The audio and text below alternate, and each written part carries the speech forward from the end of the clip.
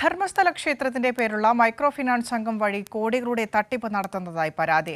നിയമപരമായ അംഗീകാരമില്ലാത്ത സ്ഥാപനം വഴി കർണാടകയിലും കേരളത്തിലെ അതിർത്തി പ്രദേശങ്ങളിലും ഉയർന്ന പലിശയ്ക്ക് വായ്പ നൽകിയതുൾപ്പെടെ തട്ടിപ്പ് നടത്തുമെന്ന പരാതിയുമായാണ് ആക്ഷൻ കമ്മിറ്റി രംഗത്തെത്തിയത്.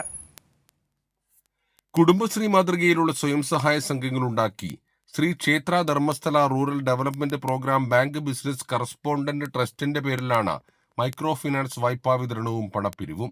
കർണാടകയിലും കാസർഗോഡ് ജില്ലയിലുമായി 64 ലക്ഷത്തിലധികം അംഗങ്ങളാണുള്ളത്. ഇവരിൽ നിന്ന് 10 രൂപ മുതൽ 100 രൂപ വരെ ആഴ്ച തവണകളായി പിരിച്ചാണ് വായ്പ നൽകുന്നത്.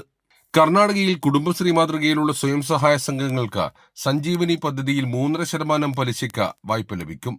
ഈ വായ്പ SKDRP BC ട്രസ്റ്റിന്റെ പേരിലുണ്ടാക്കിയ സ്വയം സഹായ സംഘങ്ങളുടെ പേരിൽ വാങ്ങിച്ച് 13% മുതൽ മുകളിലേക്ക് ഉയർന്ന പലിശക്കാണ് വായ്പ നൽകുന്നത്. ബാങ്ക് അക്കൗണ്ട് പാസ്ബുക്കോ വാങ്ങിയ പണത്തിനോ അടച്ച പണത്തിനോ രസീതോ നൽകില്ല. കുടുംബശ്രീ മോഡലിലാണ് എന്ന് പറഞ്ഞാൽ സംഘം ഉണ്ടാക്കുന്നത്. എന്നിട്ട് 10 രൂപ മുതൽ 100 രൂപ ഇടയ്ക്ക് സേവിങ്സ് ആയിട്ട് എടുക്കും.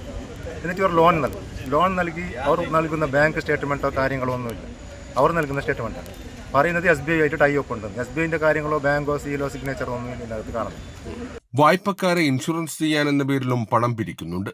ഓൺലൈൻ ഇടപാടില്ലാതെ നേരിട്ടാണ് പണം സ്വീകരിക്കുന്നത്. ആഴ്ചയിൽ 100 കോടിയിലധികം രൂപയുടെ കറൻസി സംഘം കൈപ്പറ്റുന്നുവെന്നാണ് ആരോപണം. പണമടക്കുന്നതിൽ വീഴ്ച വരുത്തിയാൽ ഭീഷണിപ്പെടുത്തും. അപ്പോൾ ഈ ഞങ്ങൾക്ക് ആഴ്ചയിൽ 10 രൂപ 100 രൂപ ഈടാക്കുന്ന സംഭവത്തിന് ഒരു ഡോക്യുമെൻ്റ് ആയിട്ട് കൊടുക്കുന്നില്ല കാര്യങ്ങൾ ഒന്നായിട്ട്. രണ്ടാമത്തെ ഇതിപ്പോൾ ഒരു 2 മാസം കഴിയുമ്പോൾ ഒരു ലോൺ കൊടുക്കും. ലോൺ കൊടുക്കുന്ന എങ്ങനെയെന്ന് പറഞ്ഞാൽ 13% എന്ന് പറഞ്ഞിട്ടാണ് കൊടുക്കുന്നത്.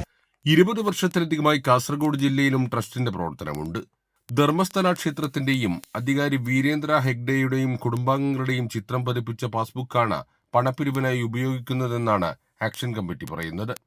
ജില്ലയിലെ മൈക്രോ ഫിനാൻസ് വായ്പാ തട്ടിപ്പ് സമഗ്രമായി അന്വേഷിക്കണമെന്നാവശ്യപ്പെട്ട ജില്ലാ പോലീസ് മേധാവിക്ക് പരാതി നൽകിയിട്ടുണ്ട്. കൈരളി ന്യൂസ്, കാസർഗോഡ്.